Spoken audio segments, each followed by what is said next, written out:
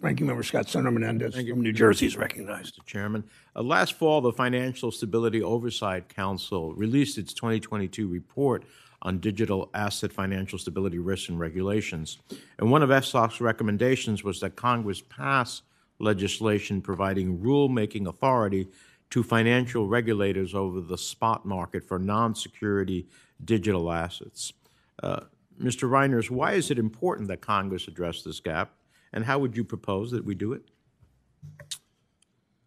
So, Senator Menendez, for the past 10 years or so, the big debate when it comes to crypto regulation is, are these things commodities or securities?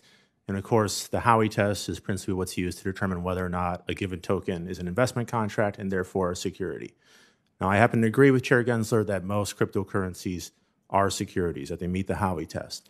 But there are some cryptocurrencies, and I'll just use Bitcoin as an example, that are decentralized enough that they are commodities. And the CFTC regulates commodity spot markets, but they don't regulate commodity spot markets. They only regulate commodity derivatives markets, although they do have fraud and manipulation enforcement authority in commodity spot markets. So that is the gap that needs to be addressed. And so what I recommend, and I have this detailed in my written testimony, is that Congress carve out the cryptocurrency from the definition of commodity in the Commodity Exchange Act and include cryptocurrency as a new category of security under securities law, so that's clear to everyone, to the market and everyone else, that the SEC has exclusive rulemaking authority and jurisdiction over cryptocurrency. Mm-hmm. Professor Yang and Professor Yadov, any views on this? Thank you so much, Senator Menendez. I think one of the main things that we have to figure out how to do, at least in my proposal, is to make the private industry accountable and to make the private industry responsible.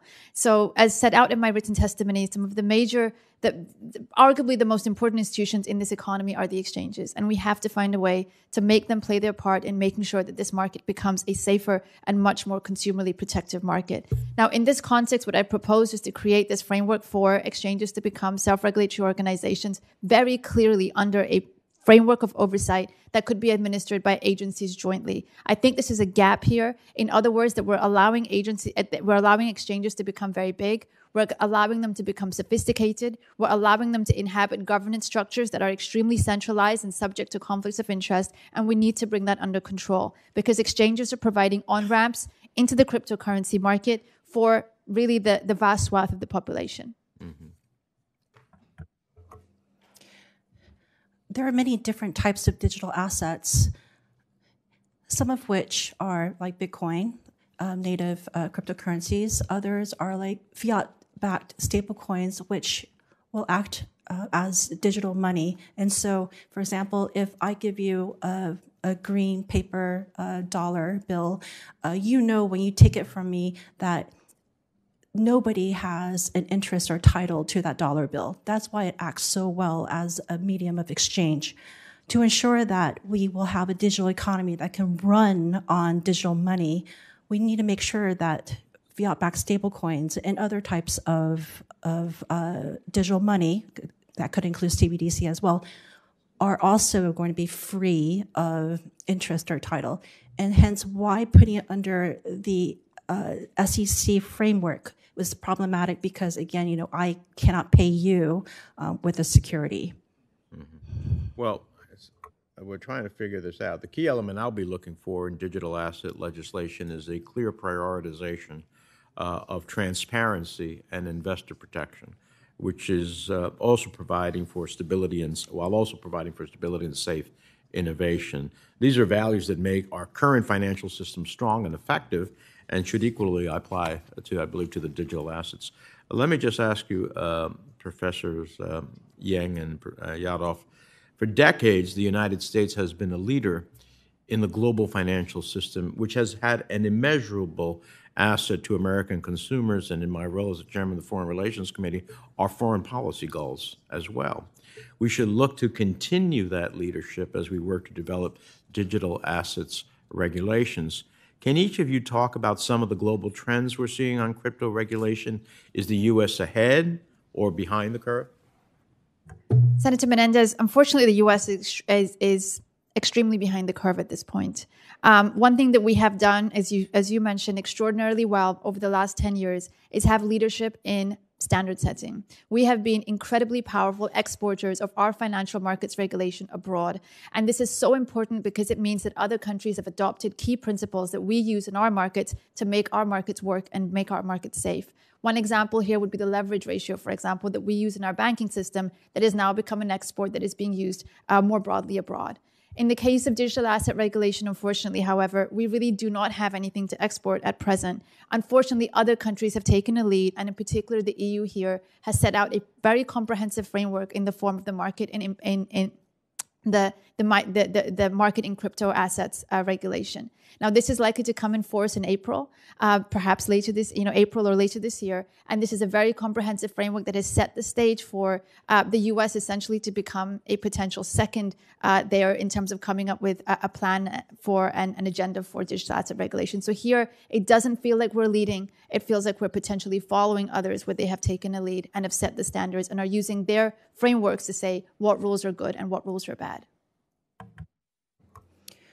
To add to Professor Yesha's remarks, it's not just that other countries are adopting regulations. Other countries are pursuing very thoughtful national digital strategies. And you look at the EU, which has in place not just MiCA, but GDPR and other regulations like the Digital Markets Act. It is all part of a comprehensive strategy that they are pursuing. UK is in the process of consulting its proposal on regulating crypto assets.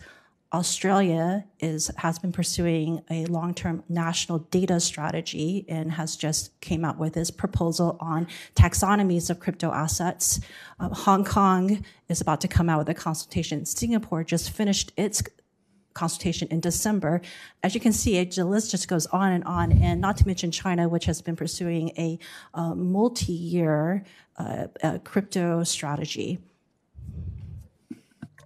Senator Menendez. Senator Menendez. Oh, I'm sorry, you and Mr. Rines too. Okay.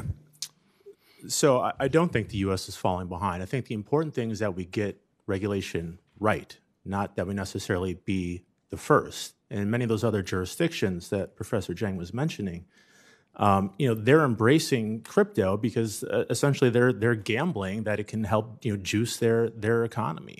But look at the situation in the Bahamas where they embraced crypto. They rolled out the red carpet for Sam Bankman-Fried, and obviously it didn't turn out so well. So as I said in my opening testimony, crypto is doing more harm than good to our society. As you mentioned, it's undermining U.S. national security by facilitating sanctions evasion, terrorist financing. The dollar and New York's status for dollar clearing is an instrument of foreign policy, and crypto undermines all of that. So we should not be embracing something that is undermining our sovereignty. And so I think the important thing is getting financial regulation right in this space with what I call a dual mandate: one, protecting investors, and two, preserving financial stability. And that is an upside to the most recent crypto winners, that it hasn't spilled into the traditional financial system. And it's largely due to the actions of the SEC and the federal banking agencies, who have had clear rules in place for the better part of a year that basically say if you are a regulated bank and want to engage in crypto activity, you need to get permission from us first. And that really prevented a lot of banks from engaging more heavily in crypto activity. And this story would be very different if we had banks engaged in crypto activity. Thank you.